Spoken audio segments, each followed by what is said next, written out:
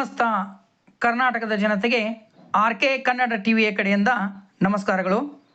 ಕರ್ನಾಟಕದ ಜನತೆಗೆ ಹಾಗೂ ಮಾನ್ಯ ಸರ್ಕಾರಕ್ಕೆ ನನ್ನ ಗೌರವಪೂರ್ವಕ ಮನವಿ. ಇಂದು ನಾನು ಎಐ ವಿರುದ್ಧ ಅಲ್ಲ, ಆದರೆ 18 ವರ್ಷದೊಳಗಿನ ಶಾಲಾ ಮಕ್ಕಳ ಶಿಕ್ಷಣದಲ್ಲಿ ಎಐ ಬಳಕೆಗೆ ಸ್ಪಷ್ಟವಾದ ಮಿತಿಗಳು ಮತ್ತು ನಿಯಮಗಳು ಇರಬೇಕು ಎಂದು ಹೇಳಲು ಬಂದಿದ್ದೇನೆ.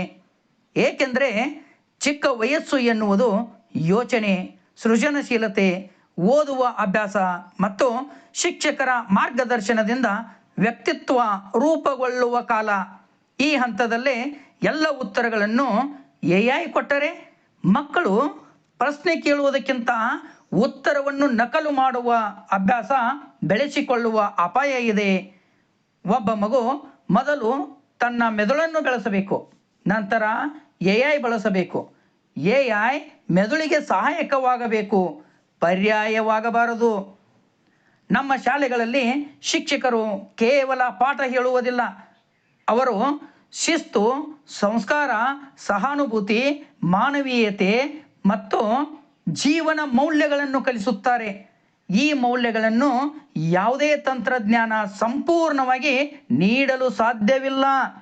ಆದ್ದರಿಂದ ಕರ್ನಾಟಕ ಸರ್ಕಾರಕ್ಕೆ ನನ್ನ ವಿನಂತಿ, 18 ವರ್ಷದೊಳಗಿನ ವಿದ್ಯಾರ್ಥಿಗಳ ಎಐ ಬಳಕೆಗೆ ಸ್ಪಷ್ಟ ಮಾರ್ಗಸೂಚಿ ರೂಪಿಸಬೇಕು.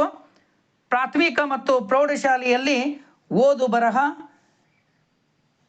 ಚಿಂತನೆ ಮತ್ತು ಸೃಜನಶೀಲತೆಗೆ ಮೊದಲ ಆದ್ಯತೆ ನೀಡಬೇಕು. ಎಐ ಅನ್ನು ಶಿಕ್ಷಕರಿಗೆ ನೆರವಾಗುವ ಸಾಧನವಾಗಿ ಬಳಸಬೇಕು, ಶಿಕ್ಷಕರ ಸ್ಥಾನವನ್ನು ಬದಲಿಸುವ ಸಾಧನವಾಗಿ ಅಲ್ಲ. ಮಕ್ಕಳ ವೈಯಕ್ತಿಕ ಮಾಹಿತಿ ಮತ್ತು ಗೌಪ್ಯತೆಯನ್ನು ರಕ್ಷಿಸುವ ಕಟ್ಟುನಿಟ್ಟಿನ ನಿಯಮಗಳನ್ನು ಜಾರಿಗೆ ತರಬೇಕು.